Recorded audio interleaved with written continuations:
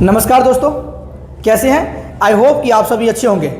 और आपको बता दें कि एसएससी फेज 14 है ना, यहाँ पे टोटल पद 3000 पदों पे वैकेंसी आई है ना। इसको कौन कौन अप्लाई कर सकता है? तो 10वीं पास से लेकर के 12th पास, ग्रेजुएशन, यानी कि तो सभी के लिए यहाँ पे वैकेंसी होगी। 10th पास आउट के लिए भी कुछ सीटें होगा, 12वीं के लिए भी होगा, और साथ में आप ग्रेजुएट है तो भी होगा। अगर आपको टेक्निकल कोर्स किए हैं तो इसमें आपको बढ़िया पोस्ट देखने को मिल जाएगा, है ना। अब आपको बता दें कि देखिए, इसका फॉर्म आप कब से कब भर सकते हैं ऑनलाइन, यानी कि 13 अप्रैल से जो है ये फॉर्म भरना स्टार्ट हो चुका है और 4 मई तक इसका फॉर्म भरा जाएगा।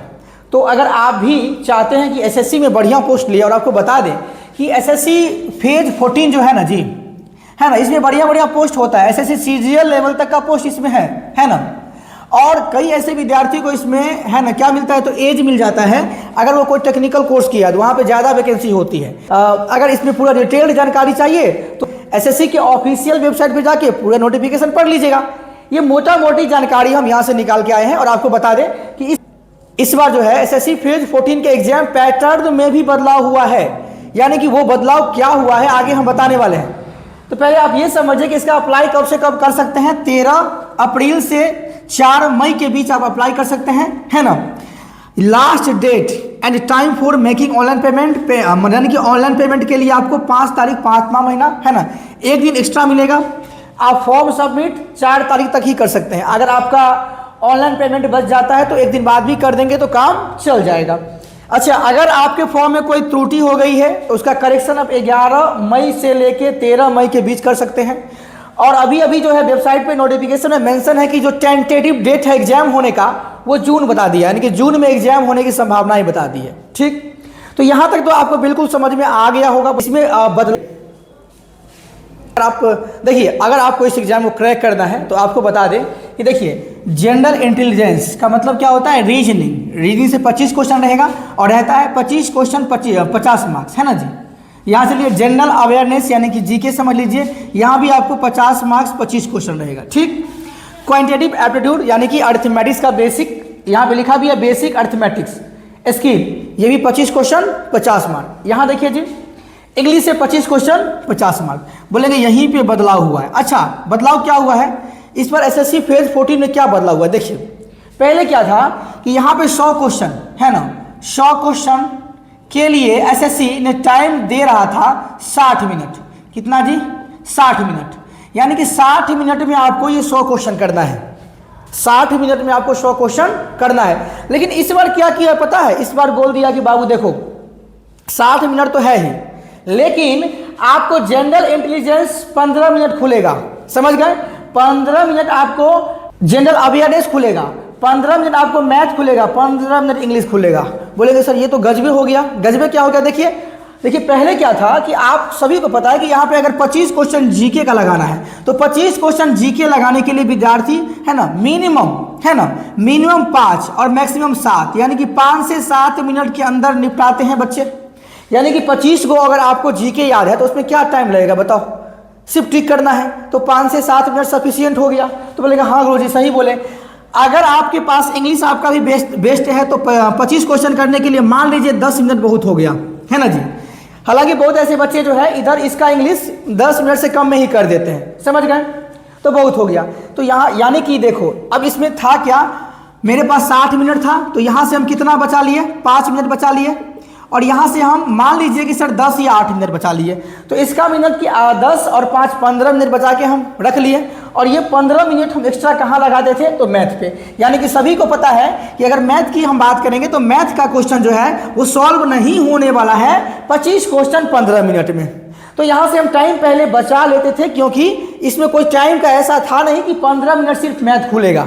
यानी कि 100 क्वेश्चन खुला हुआ है, आपके पास 60 मिनट है, आप उसको जैसे बनाना है बना लीजिए। इसमें कोई वो टाइम को लेकर के नहीं था। लेकिन इस बार नोटिफिकेशन ने मेंशन कर दिया है कि अगर आपको फेज 14 का एग्जाम देना है तो एक बात आप सुन लीजिए कि देखो, अगर आप रीजनिंग खोले हैं तो ओनली 15 मिनट आपके पास है। अगर मान लीजिए ये आपको 10 मिनट में बन गया तो 5 मिनट आप बैठे रहिए, है ना जी, 5 मिनट आप बैठे रहिए। ये 5 मिनट जो है आप इसको यहाँ से बचा के मैथ में नहीं लगा सकते हैं, समझ गए? तो ये तो गजबे हो गया, गजबे हो ही गया जी। देखिए आप भी समझते हैं कि 25 क्वेश्चन मैथ का करना है, तो 25 क्वेश्चन मैथ का करने के लिए कितना भी अच्छा विद्यार्थी हो तो 25 मिनट या 22 से 23 मिनट, है ना जी। 25 क्वेश्चन को 15 मिनट में ऐसा पॉसिबल नहीं है ना जी। अब तो ये देखिए, बोलेंगे सर अगर ये ऐसा कुछ दे दिया है तो कर ही लेगा। तो देखिए पहली बात समझिए, अगर आपको हम यहाँ से बोलेंगे कि 5 किलोमीटर दौड़ना है ना जी, और आपको बोलेंगे कि आपको दौड़ना है 5 किलोमीटर 3 मिनट में, तो क्या आपका वो एबिलिटी है एबिलिटी? नहीं है। तो यहाँ पे वो एबिलिटी नहीं है। जिस तरह का एसएससी में क्वेश्चन पूछता है, अगर वैसा क्वेश्चन पूछ देगा कैलकुलेटिव, तो बिल्कुल 25 क्वेश्चन नहीं होगा, बिल्कुल नहीं होगा। हाँ, अगर वो लेवल में थोड़ा उतार चढ़ाव कर ले तो पॉसिबल है, तो इसका मतलब 25 क्वेश्चन करने के लिए है ना 20 से 22 मिनट तो मुझे चाहिए, 22 से 23 मिनट। तो इसका मतलब देखिए यहाँ पे कुछ ना कुछ हमको नुकसान हुआ है, और नुकसान एक बच्चों के लिए नहीं सभी के लिए हुआ है। तो यहाँ पे आप निश्चित रहे, यहाँ पे अगर कम समय हुआ है 15 मिनट, नहीं कि सिर्फ आप ही को 15 मिनट मिल रहा है, 15 मिनट सभी को मिल रहा है, तो इसके लिए आप चिंता नहीं कीजिए। बोलेंगे ठीक है सर, तो यहाँ पे नुकसान ये हो गया कि अगर मान लीजिए आपको जी के 5 से 7 मिनट में ही बन गया, तो 7 मिनट आप इसको मैथ में नहीं लगा सकते हैं। तो ये कहीं ना कहीं जी सबसे बड़ा बदलाव है ना, सबसे बड़ा बदलाव है। आप समझ सकते हैं इससे इफेक्ट पड़ेगा, है ना।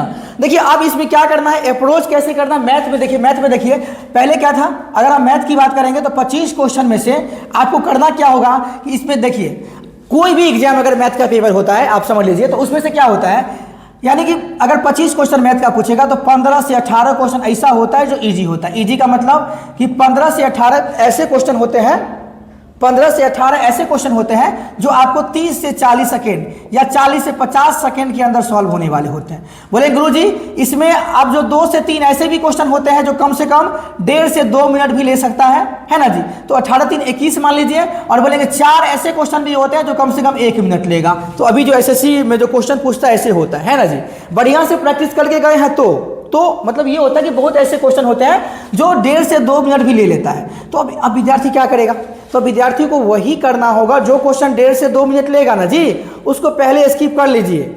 अदरवाइज आप 1.5 मिनट वाले क्वेश्चन को पहले कर लिए ना, तो 1.5 मिनट में सिर्फ आपको एक क्वेश्चन बना, वो 1.5 मिनट में आपको 4 से 5 क्वेश्चन बन सकता था।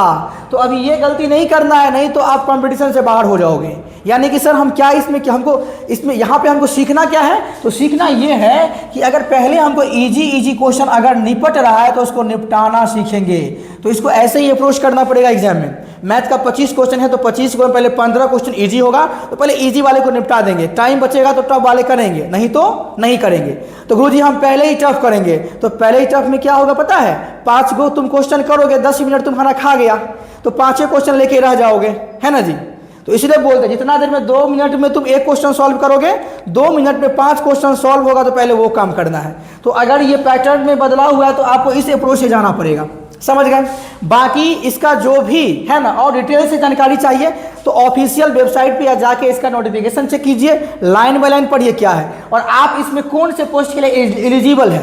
आप 10th पास आउट भरना चाहते हो या 12th पास आउट भरना चाहते हो या आपके पास कोई टेक्निकल डिग्री है, तो यहाँ पे पोस्ट वाइज पूरा डिटेल दिया गया है वेबसाइट पे। वहाँ पे नोटिफिकेशन डाउनलोड करेंगे और वहाँ पे आप बारीकी से पढ़ के आपको जो बढ़िया पोस्ट लगे उस पर अप्लाई कर दीजिए। अप्लाई करने का डेट आपको बता ही दिए हैं, लेकिन आपको लास्ट डेट तक नहीं रुकना है, यानी कि लास्ट 5 मई है, तो एटलीस्ट कम से कम 5 से 10 दिन पहले फॉर्म फिलअप कर दीजिएगा। नहीं तो वही पता चला सर साइट नहीं काम कर रहा है ना, तो बाद में यही बोलिएगा फिर। तो आप सब क्या करिए, है ना, फॉर्म जो भी जिस पोस्ट के लिए भरना चाहते हैं बढ़िया से नोटिफिकेशन को पढ़ लीजिए और जिस पोस्ट के लिए एलिजिबल है भर दीजिए। फिर मिलते हैं नेक्स्ट वीडियो में। अगर आपको लेक्चर अच्छा लगा तो लाइक कर दीजिए और चैनल पे नए हैं तो बिल्कुल सब्सक्राइब कर लीजिए। बाय बाय दोस्तों एंड टेक केयर।